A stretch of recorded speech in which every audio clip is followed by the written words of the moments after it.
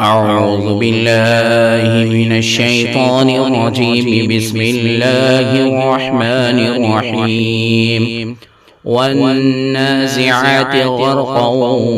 والناشطات نشطا والسابحات سبحا فالسابقات سبقا فالمدبرات أمرا يوم ترجف الراجفة تتبعها الرادفة قلوب يومئذ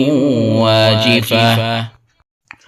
أبصارها خاشعة يقولون أئنا لمردودون في الحافرة أئذا كنا عظاما نخرة قالوا تلك إذا كرة خاسرة فإنما هي زجرة واحدة فإذا هم بالساهرة هل أتاك حديث موسى إذ ناداه ربه بالوادي المقدس طوى اذهب إلى فرعون إنه طغى فقل هل لك إلى أن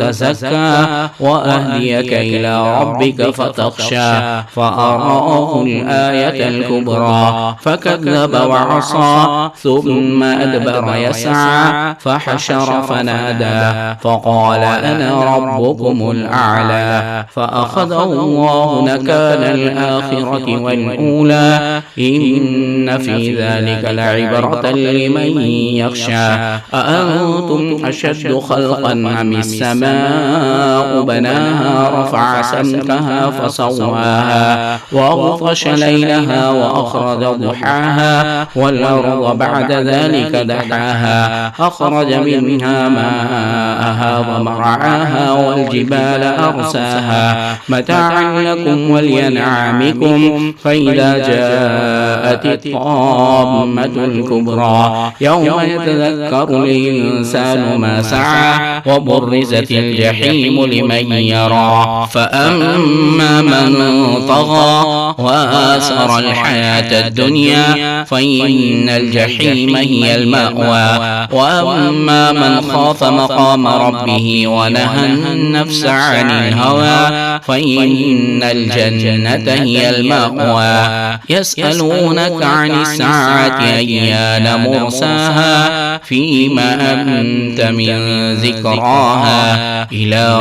ربك منتهاها إنما أنت منذر من يخشاها كأنهم يوم يرونها لم يلبثوا إلا عشية أو ضحاها.